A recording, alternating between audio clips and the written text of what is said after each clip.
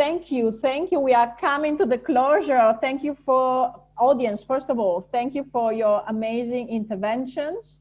You ask very important question, very smart question. This conversation, of course, is continuing, and it's so passionate. And I felt the passion from Rebecka, I felt the passion from Faustina, and of course, I encourage you to work very hard towards really a world where violence, in particular gender-based violence, is forgotten. So we sent you actually, and this is a final word from all of us.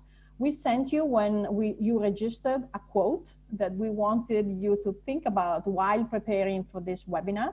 And I'm going to read this quote for you and then allow Rebecka and Faustina just to give you a 30 seconds last thought to leave you with, and then just closing our wonderful conversation. So social change takes time. The journey itself is what produces results. To transform the status quo and redistribute power more equitably, organizations must start from within. And this quote resonates so much with Tostan. We are indeed a learning organization, and we are so proud that we were able to convene this wonderful conversation today. My last thank you to Rebecka and Faustina. Thank you for being amazing panelists with all your energy, all your passion to this work, and all your expertise. So over to you, Rebecka, for 30 seconds. Thanks, Elena. It's been a privilege to participate with Faustina and you on this webinar. I guess I'd like to say, as a researcher, I would like to call on researchers to apply this to our work. So think about what data counts, what do you count as evidence? You know, what are the implicit assumptions that we all bring to our work? Because I think we often assume as researchers, donors, technical assistance agency that this is work of the community-based and the community-led organizations. But really it needs to start with us who are really thinking and constructing knowledge. And you know, what does knowledge mean and who are we constructing it for? Thank you. Over to you, Faustina, for your last 30 seconds.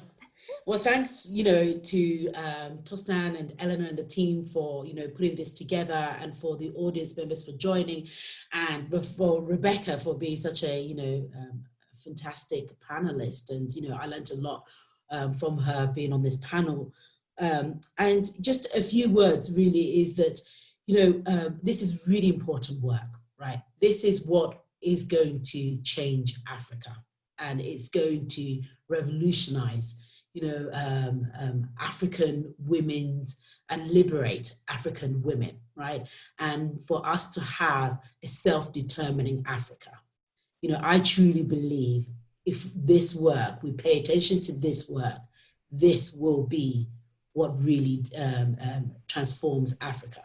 So I want to, just urge our partners to keep on. I know it's difficult. It really is a challenging area to work in. It's not easy. You don't get the instant gratification straight away. And, but please keep going. And I will, and my team and other donors will do our part to make sure that, we keep funding this area. Right?